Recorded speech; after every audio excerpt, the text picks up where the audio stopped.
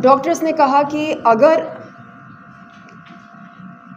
अगर आपके natural breasts इतने प्यारे हैं, सुंदर हैं, तो आपने ये इम्प्लांट्स डलवाए क्यों? क्या मजबूरी थी? सो एक्सेलेंट तो बड़े ब्रेस्ट्स को माना जाता है। तो उन्होंने कहा कि बेटा, ये जो मानसिकता है आपकी, इसे आपको बदलना है। मैंने देखा आपने जो ब्रेस्ट का जो सर्जरी किया है उसके बारे में कुछ बताइए कि क्या क्या तकलीफें आपको झेलनी पड़ी उसको लेकर, और फाइनली आपने ये डिसीजन क्यों लिया कि मतलब उसको निकाल दिया? जी, 2021 में मैंने हेवी ब्रेस्ट इम्प्लांट्स डलवाए थे, ये सोचकर कि बड़े अच्छे लगते हैं। तब मुझे लगा था कि मैं बहुत स्ट्रॉन्ग हूँ मेंटली एंड फिज़िकली, और क्योंकि मैं बहुत स्ट्रॉन्ग हूँ इसलिए मैं इन हेवी ब्रेस्ट इम्प्लांट्स को झेल सकूँगी। आप देख सकते हैं ये कितना बड़ा है और कितना भारी है। इसका वज़न है 825 grams each.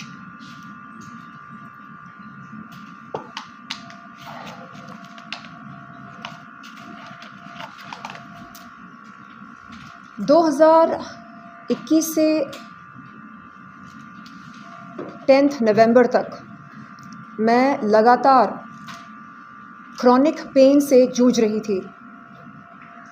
Chronic neck pain, shoulder pain, back pain, chest pain, shortness of breath, brain fog, इस तरह के सिम्टम्स से मैं जूझ रही थी। मैंने कई सारे मेडिकल इन्वेस्टिगेशंस करवाए। पता चला कि फसाद की जड़ ये हेवी ब्रेस्ट इम्प्लांट्स हैं। आप यकीन नहीं करेंगे, ये हेवी ब्रेस्ट इम्प्लांट्स निकलवाने के बाद मेरा 2 किलो वज़न कम हुआ। 2 किलो। आप अनुमान लगा सकते हैं कि मुझे कितनी राहत मिली होगी।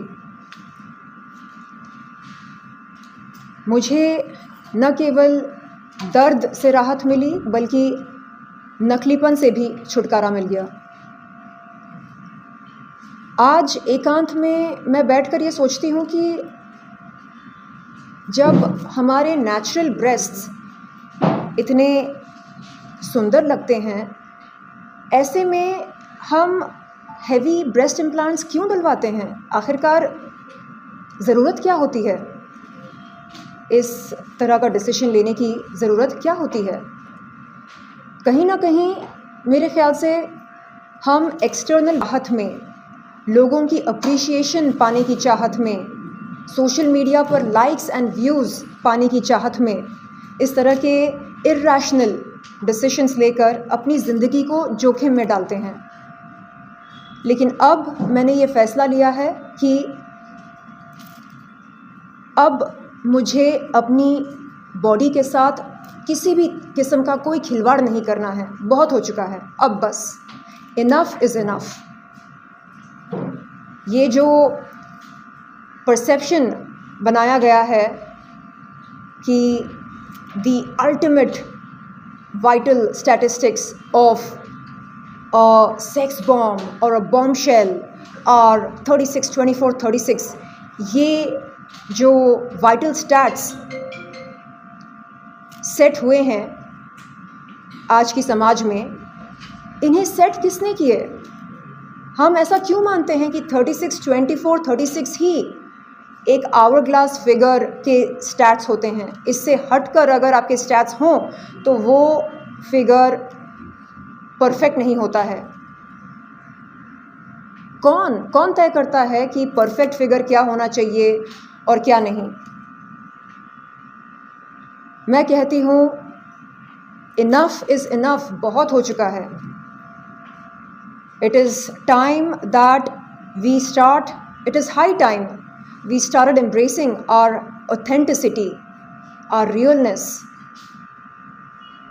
and it is high time that we started taking pride in who we really are and how far we have come,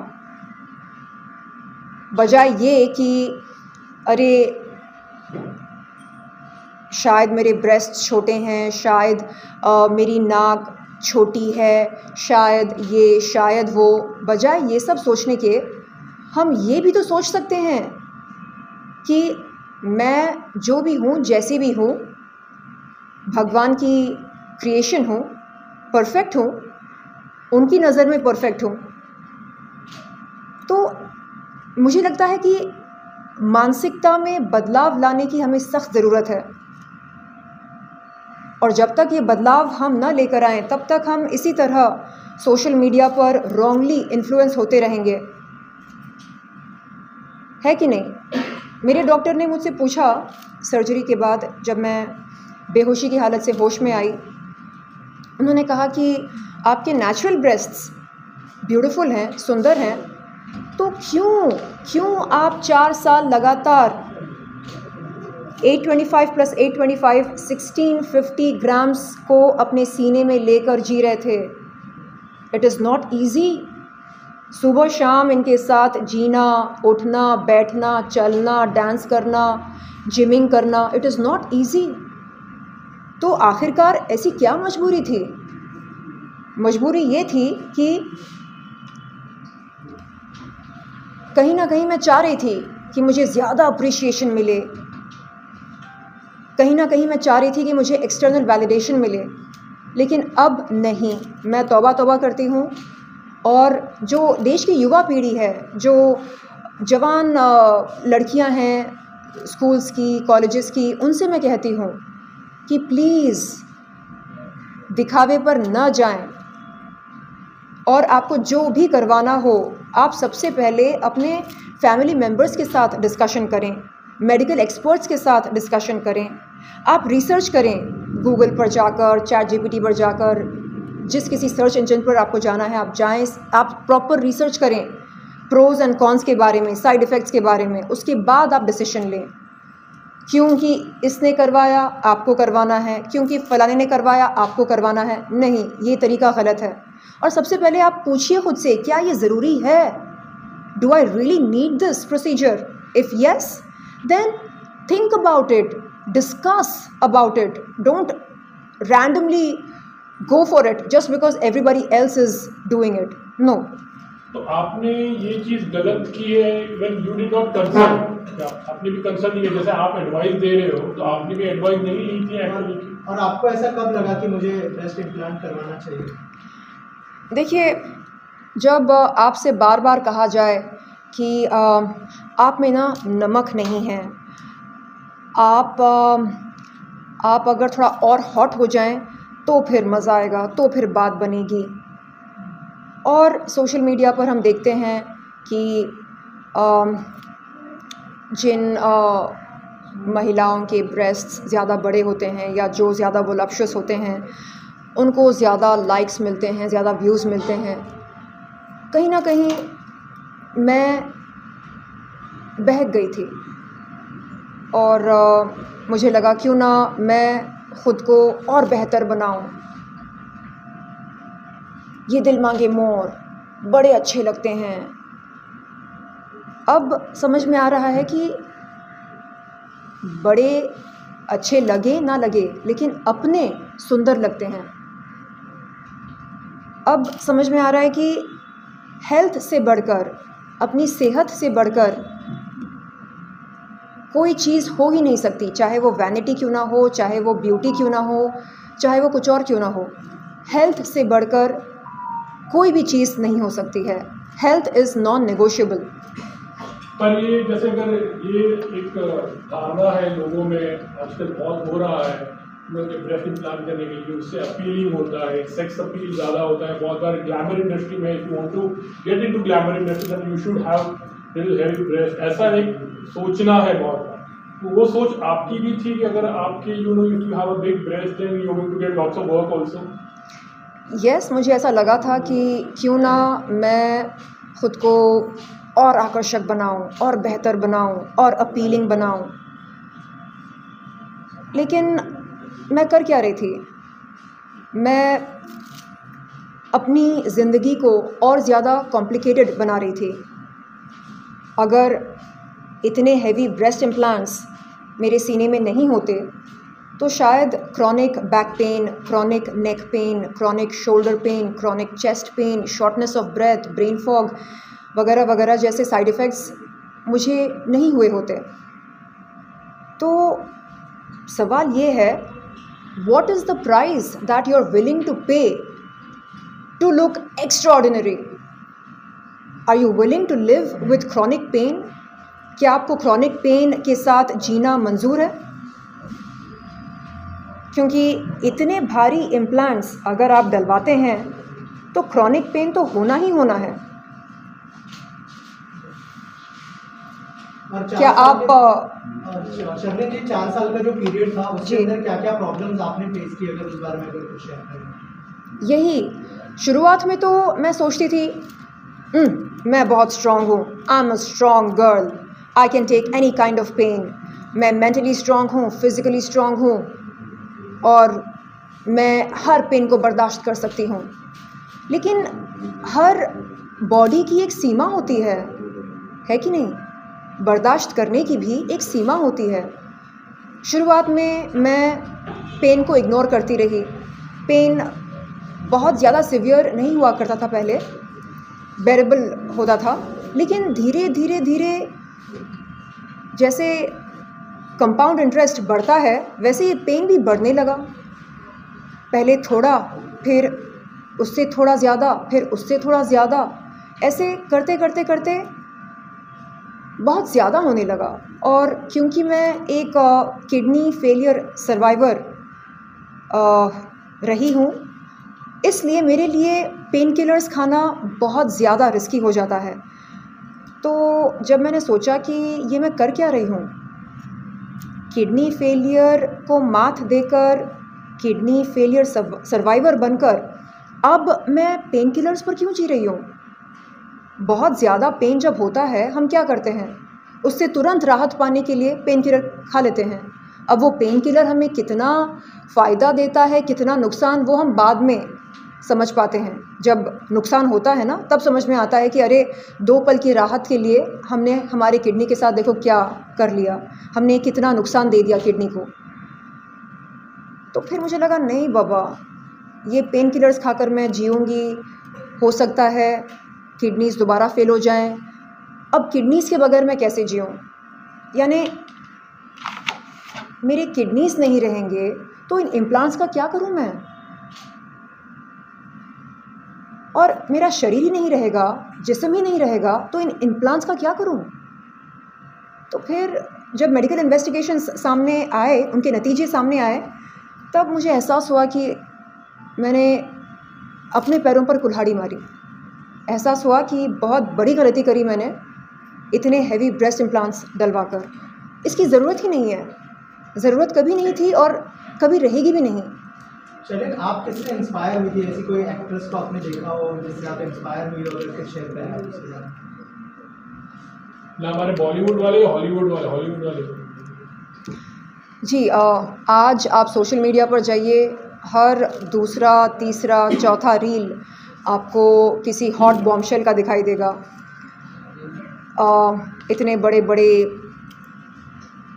पपीते या ब्रेस्ट इम्प्लांट्स कह लो, बिग ब्रेस्ट्स दिखाई देते हैं और आपको लगता है कि ओह वाह, क्या लुक है, क्या नज़ारा है, चलो हम भी करवा के देखते हैं।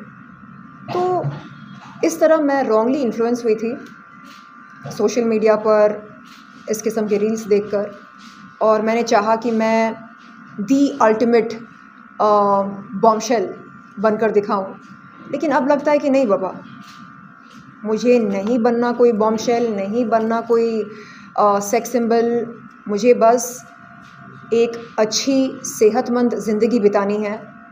मैं आराम से सांस ले सकूं, आराम से जिम जाकर जिमिंग कर सकूं, हंस सकूं, खेल सकूं, डांस कर सकूं। जो छोटी छोटी खुशियां हमें मिलती हैं रोज़मर्रा की ज़िंदगी से, बस वो खुशियाँ मुझे मिल जाएं और कुछ नहीं चाहिए, मुझे बस एक सेहतमंद ज़िंदगी बितानी है। सरली मैं ये पूछना चाहूँगी कि जब आपने इम्प्लांट कराया तो उससे पहले आपके डॉक्टर ने इसके बारे में, इसके साइड इफेक्ट, प्रिकॉशन, इस सिम्टम्स के बारे में आपकी चर्चा हुई थी कि नहीं, और कितने दिनों बाद आपको सिम्टम्स दिखाई देने लगे पेन वाले? जी, शुरुआत में मेरे सर्जन ने बोला था कि देखिए ये साइज़ आपके लिए ठीक नहीं है। मैंने कहा नहीं डॉक्टर, ये दिल मांगे मोर बड़े अच्छे लगते हैं। तो डॉक्टर ने बोला अच्छा आपने मन बना लिया? मैंने बोला हाँ मन बना लिया। तो फिर डॉक्टर ने कहा ठीक है, लेकिन आगे चलकर अगर आपको तकलीफ़ होगी तो क्या करेंगे आप? तो मैंने कहा मैं झेल लूँगी, आई एम स्ट्रॉन्ग गर्ल। लेकिन नहीं मालूम था कि इस कदर तकलीफ़ होगी कि जीना हराम हो जाएगा। इस बात का मुझे अंदाज़ा बिल्कुल नहीं था। और कितने समय बाद इसके सिम्टम्स स्टार्ट हो गए आपको? 4 साल हो गए थे इम्प्लांट्स डलवाकर। मेरे ख़्याल से शुरू के 6 महीने बाद दर्द होना शुरू हुआ और तब मुझे लगता था कि ठीक है ना, ज़्यादा दर्द नहीं हो रहा है, ठीक है, मैं बर्दाश्त कर लूँगी, मैं झेल लूँगी, ओके नो प्रॉब्लम। लेकिन धीरे धीरे धीरे धीरे वो दर्द बढ़ता गया और मुझे बहुत दिक्कत हो रही थी अपने छोटे मोटे काम करने में, जैसे जिम जाकर जिमिंग करना, जैसे साइकिलिंग करना, जैसे डांस करना। एंड जब डॉक्टर्स ने कहा कि अच्छा आपको इतना पेन हो रहा है तो आप जिमिंग से ब्रेक लीजिए, आप डांस मत कीजिए, आप ये मत कीजिए, आप वो मत कीजिए, मुझे लगा ये क्या हो रहा है? अगर मैं ये सब नहीं कर सकती हूँ तो फिर मैं क्या करूँ?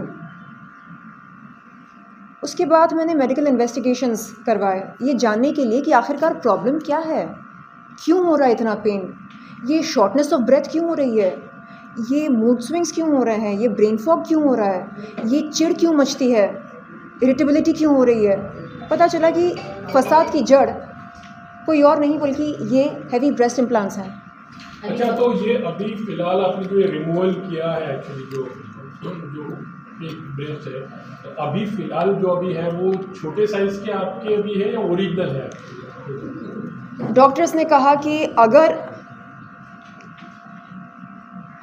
आपके नेचुरल ब्रेस्ट्स इतने प्यारे हैं, सुंदर हैं, तो आपने ये इम्प्लांट्स डलवाए क्यों?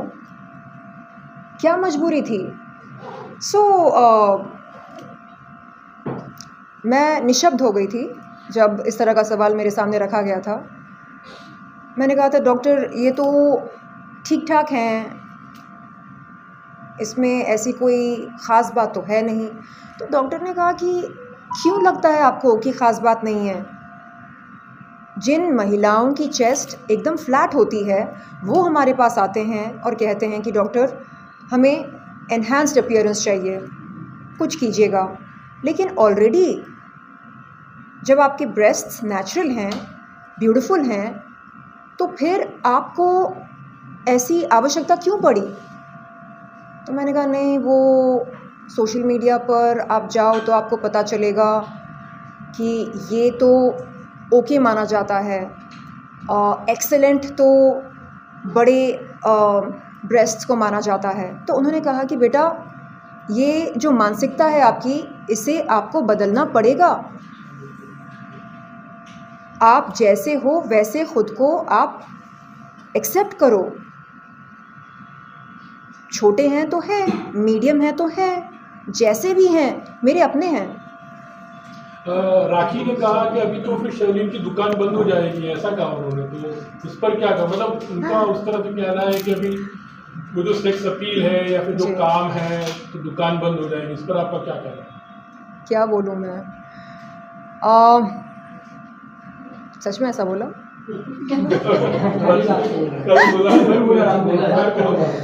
राखी कह दो कि ये झूठ है, कह दो कि तुमने ऐसा कुछ नहीं बोला। ये भी बोला कि आप बहुत अच्छे हैं, ऐसा बोला? Very sweet. देखिए वो हाँ, उन्होंने ये कहा अच्छा तो दुकान बंद हो जाएगी। आपको तो पता है वो उटपटांग बातें करती हैं और हमारा दिल बहलाती हैं, काफ़ी मनोरंजन होता है हमारा उनकी बातें सुनकर। I wish her all the best and उनको भी पता है कि एक कलाकार की दुकान केवल और केवल उनकी सीने से नहीं चलती है। एक कलाकार की दुकान उनकी स्किल सेट के आधार पर चलती है और स्किल सेट मेरे पास क्या है क्या नहीं ये आप सबको बेहतर मालूम है। आपने राखी से कुछ बात हुआ मैम आपका? राखी जी का कुछ फ़ोन भी आया आपको? हाँ, जब उन्होंने मेरा वो रील देखा था जिसमें मैंने अपने क्रॉनिक पेन के बारे में बात किया था, उस रील को देखकर उन्होंने कॉल किया था। उस वक्त मैं अस्पताल में थी, उनका कॉल रिसीव नहीं कर पाई। सर्जरी के बाद बेहोशी की हालत से जब मैं होश में आई तब मैंने अपना व्हाट्सएप चेक किया, उनका बड़ा प्यारा मैसेज आया, कहा कि कहाँ हो तुम, क्या हो गया तुम्हें, तुम ठीक तो हो, मैं आऊँ क्या मिलने? आई सेड नहीं आई एम फाइन, अभी सब ठीक हो गया है।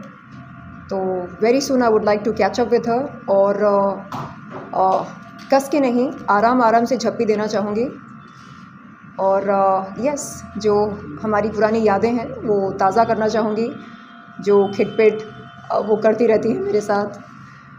सो या जी, यहाँ पर सबसे इम्पॉर्टेंट बात ये है because this is very bold decision. Once you are habituated with something, बहुत एक करेज लगता है इस तरह का डिसीजन लेने में जी। और ऐसे बहुत सारे लोग हैं जो इस तरह का क्रॉनिक पेन और प्रॉब्लम्स झेल रहे होंगे, लेकिन बिकॉज ऑफ इनसिक्योरिटी वो ये डिसीजन लेने उनके लिए टफ होता होगा क्योंकि वो एक हैबिचुएटेड हो गए हैं कंडीशन के साथ। उनके लिए आप क्या मेक एंड ब्रेक पॉइंट क्या बताना चाहेंगे आपके लिए था? और क्या वाकई जैसे ही आपको डॉक्टर ने बोला कि आप रिमूवल करवा लीजिए, इमीडिएटली आप रेडी हो गई, आपको भी वो इनसिक्योरिटी आई? ब्रेस्ट इम्प्लांट्स निकलवाने का डिसीजन मेरा खुद का था क्योंकि जो क्रॉनिक पेन हो रहा था वो बर्दाश्त के बाहर हो गया था। तो जब मैंने अपने डॉक्टर्स को कॉल करके कहा कि डॉक्टर्स मैं तंग आ चुकी हूँ इस तरह पेन किलर्स खाकर और इस क्रॉनिक पेन के साथ अब मुझे नहीं जीना है, मुझे राहत चाहिए, छुटकारा चाहिए वंस एंड फॉर ऑल, तो मैं आ रही हूँ और आप प्लीज़ निकाल दीजिए ये जो पहाड़ हैं मेरे सीने पर, इन्हें निकाल दीजिए। मुझे ये एक्सेस बैगेज नहीं चाहिए, ये बोझ नहीं चाहिए। मुझे एकदम एक बटरफ्लाई की तरह जीना है, एकदम लाइट होकर, you know, with no excess baggage. तो डॉक्टर्स ने कहा कि सोच लीजिए क्योंकि फिर आप अगर इस डिसीजन को रिवर्स करना चाहेंगी तो बहुत रिस्की हो जाएगा, बहुत मुश्किल हो जाएगा हमारे लिए और आपके लिए भी। आई सेड नहीं, तय कर लिया मैंने, नहीं चाहिए, नहीं चाहिए, नहीं चाहिए। आपने अभी कहा कि ब्रेस्ट इम्प्लांट करने के बाद में मैं ज़्यादा खूबसूरत दिख सकूँ और बॉलीवुड में शायद कुछ काम ज़्यादा मिले, तो उसका कुछ फ़ायदा हुआ था आपको? देखिए, अटेंशन बेशक मिलता है जब आप ख़ुद को एक एक्स्ट्राऑर्डिनरी तरीके से पेश करते हैं, लेकिन वो अटेंशन पल भर का होता है और मैंने हमेशा से ख़ुद को एक कलाकार के रूप में दर्शाना और पेश करना बेहतर समझा। तो एक कलाकार के लिए उसका औजार क्या होता है? ये तो नहीं होता है एक कलाकार का औजार। ये होता है क्या? यानी क्या जनता हीरोइन के कप साइज़ की जानकारी प्राप्त करने के बाद ये तय करती है कि उस हीरोइन की फ़िल्म देखनी है या नहीं देखनी है? अगर हीरोइन का कप साइज़ डबल-D हो तो जनता जाकर उनकी फ़िल्म देखेगी, और अगर B हो या C हो या A हो कप साइज़ तो जनता उनकी फ़िल्म नहीं देखेगी? ऐसा नहीं होता है, करेक्ट? तो कप साइज़ का एक कलाकार की क्षमता के साथ कोई कनेक्शन नहीं है। और मुझे समझ में आने लगा कि अगर मुझे ख़ुद को एक कलाकार के रूप में पेश करना है, दर्शाना है, तो फिर इन चीज़ों की ज़रूरत ही नहीं है। सच्चाई और ऑथेंटिसिटी, यही एक कलाकार के सबसे बड़े औजार होते हैं। अगर आपके पास सच्चाई ना हो तो आप क्या बेच रहे हैं? एक कलाकार के तौर पर, कलाकार के रूप में आप क्या बेच रहे हैं? नकलीपन। नकलीपन तो चलता नहीं है मार्केट में। और क्या बेच रहे हैं आप? इनसिक्योरिटी। अरे देखो ना, इनसिक्योरिटी के चलते हमने ये डलवा लिए। क्या मैसेज आप दे रहे हैं समाज को कि देखिए हम इनसिक्योर हुए और हमने ये डलवा लिए, अगर कभी आप इनसिक्योर फील करें तो आप भी डलवा लीजिए। ये मैसेज आप दे रहे हैं? नहीं, समाज को चाहिए असलीपन। आप जैसे हैं खुद को वैसे ही पेश करें। This is a very bold decision what you taken actually. I don't think so कि कोई सामने आकर मतलब सामने से कहे कि बिकॉज मैंने ब्रेस्ट इम्प्लांट किया हुआ है जी। तो when did you really think like you should come in the front end talk boldly about this? Because I don't think कि किसी ने इतनी हिम्मत करके कहा है, क्योंकि किसी भी कहेगा तो पता नहीं मतलब it's not a fake, I have not done any, I have not gone under the knife actually. या ये आज का एक ट्रेंड बन चुका है ये कहना कि आई एम ऑल नेचुरल, मैं तो पैदाइशी खूबसूरत हूँ, खूबसूरत रही हूँ, वगैरह वगैरह। देखिए, मैं नहीं कहती कि आप अपनी खूबसूरती को एनहांस ना करें। क्यों ना करें? बेशक करें। स्किन प्रोसीजर्स करवाइए, स्किन ट्रीटमेंट्स करवाइए अपनी स्किन को बेहतर बनाने के लिए, है ना। कई सारे ट्रीटमेंट्स आए हैं मार्केट में जिसके चलते आप अपने चेहरे को एकदम स्मूथ जस्ट लाइक बटर करवा सकते हैं, ग्लो लेकर आ सकते हैं स्किन में। बेशक कराइए, लेकिन ये जो लाइफ चेंजिंग डिसीजंस होते हैं जैसे इम्प्लांट्स डलवाना या शरीर के साथ छेड़छाड़, मतलब क्या उसको क्या बोलते हैं, छेड़छाड़ बोलते हैं ना, या शरीर को चीरना, ये एक लाइफ चेंजिंग डिसीजन होता है। करेक्ट? तो आप जब भी कोई सर्जरी करवाते हैं, इन्वेजिव सर्जरी, उस वक्त आपके शरीर को चीरा जाता है। करेक्ट? उसके अंदर कोई ना कोई इम्प्लांट डाला जाता है। तो इन्वेजिव प्रोसीजर्स करवाने से पहले आप 1000 बार अपने फैमिली मेम्बर्स के साथ डिस्कशंस करें, मेडिकल एक्सपर्ट्स के साथ डिस्कशंस करें, प्रॉपर रिसर्च करें। ऐसे ही मन बनाकर आप ना जाएं कि नहीं मैंने तो बस सोच लिया। ऐसे नहीं होता है। तो आज हम देखते हैं कि कैसे सोशल मीडिया पर ख़ास तौर पर युवा पीढ़ी बहुत ज़्यादा इन्फ्लुएंस हो रही है अपीयरेंस को लेकर, लुक्स को लेकर। उन्हें लगता है कि बस यही चलता है मार्केट में और कुछ नहीं। मार्केट में बहुत कुछ चलता है। मार्केट में समझदारी की दुकान बहुत चलती है, मार्केट में सच्चाई की दुकान बहुत चलती है। ट्राई करके देखिएगा, जैसे अब मैं ट्राई करना चाह रही हूँ। तो मेरे ख्याल से फैंस, मैं अपने वेलविशर्स को, फैंस को और शुभचिंतकों को तहे दिल से धन्यवाद देती हूँ, उनका अभिनंदन करती हूँ जो उन्होंने ढेरों शुभकामनाएं भेजी सोशल मीडिया पर। कहा कि देर आए दुरुस्त आए, जब जागो तब सवेरा। फाइनली आपको एहसास हुआ कि आपको इन चीज़ों की ज़रूरत ही नहीं थी। तो yes, thank you so much dear fans, you are my extended family.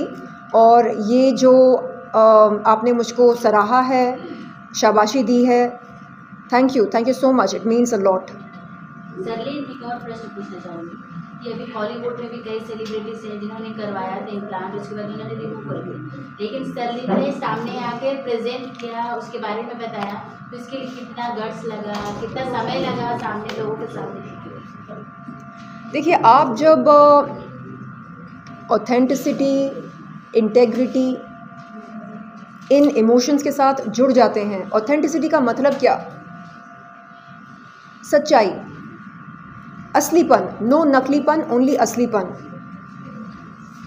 अब मैं चाह रही हूँ कि मैं ना फिलर्स का सहारा लूँ ना इम्प्लांट्स का सहारा लूँ।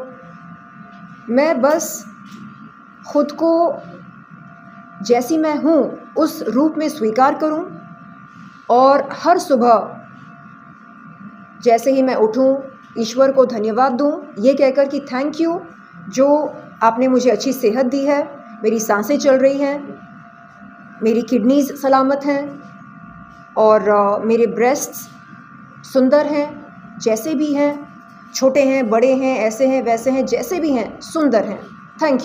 थैंक यू जो आपने मुझे ये प्यारी बॉडी दी है, थैंक यू। तो इस तरह अगर हम ग्रैटिट्यूड के साथ अपना दिन शुरू करते हैं, वो दिन मंगलमय होना ही है। और मैं चाह रही हूँ कि हम सब, ख़ास तौर पर युवा पीढ़ी, ये जान लें, समझ लें कि दिस इज़ सुपरफिशियल, ये सुपरफिशियल है, ये आपका ज़रिया नहीं बन सकता है लाइक्स और व्यूज़ पाने के लिए। नो, आप समाज के सामने अपना असलीपन पेश कीजिए। आप जो भी करें दिल से करें और आपका कंटेंट लोगों को पसंद आएगा। क्यों नहीं आएगा? क्योंकि हम सबको अच्छा लगता है जब कोई अपने दिल से बात करता है, जब कोई चीज़ दिल से कही जाती है या करी जाती है, उसे लोग सराहते हैं, पसंद करते हैं। क्या लगता है कि आप थोड़ा नेगेटिव, आई मीन जो टेक्नोलॉजी है आजकल आपके साथ ऐसे हुआ है, पर अगर हो सकता है कि other people might not be facing all the body differs actually जी, सबका अलग अलग रिएक्शन होता है, हर एक की बॉडी की कैपेसिटी अलग अलग होती है। तो आप थोड़ा साइंस के खिलाफ जा रहे हैं या फिर जो लोग कर रहे हैं उसके थोड़ा सा खिलाफ हो? फिर ना, मैं सिलिकॉन इम्प्लांट्स के ख़िलाफ़ नहीं हूँ, ना ही फिलर्स के ख़िलाफ़ हूँ, ना ही साइंस के ख़िलाफ़ हूँ। मैं ये कहती हूँ कि अगर किसी चीज़ की ज़रूरत हो, चाहे वो करेक्टिव सर्जरी हो, चाहे वो कुछ और हो, आप प्लीज़ उसके बारे में चर्चा करें। आपने सोशल मीडिया पर किसी को कोई सर्जिकल प्रोसीजर करवाते हुए देखा और आपने उसका रिज़ल्ट देखा और फिर आपने मन बना लिया ये कहकर कि बस मुझे भी करवाना है। उसने करवाया, वो बहुत सुंदर लग रही है, अब मुझे भी करवाना है। अरे जाकर पूछो उससे कि वो कैसा महसूस कर रही है, क्या उसको दर्द है, नहीं है, वो दर्द को कैसे झेल रही है, क्या वो पेन किलर्स खा रही है, क्या वो थेरेपी ले रही है। ज़रा जाकर पूछो। All that glitters is not gold, correct?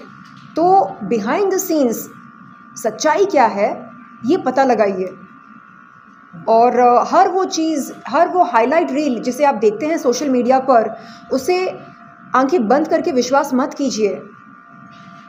आप सवाल पैदा कीजिए अपने जहन में कि अरे चलो ठीक है, इसने कराया, ये बहुत सुंदर लग रही है, ओके, मैं क्यों कराऊं?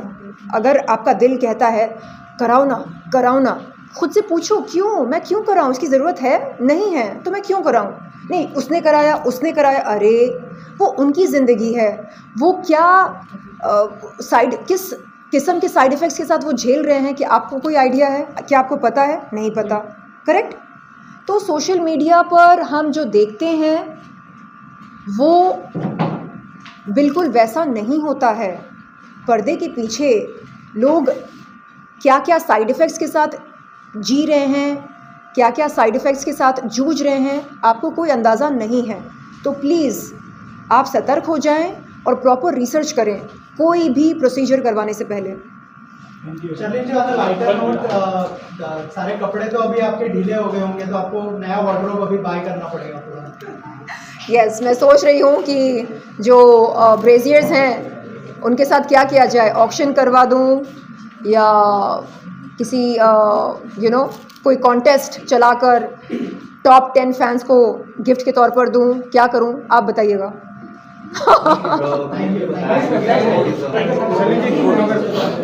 एक मिनट पहले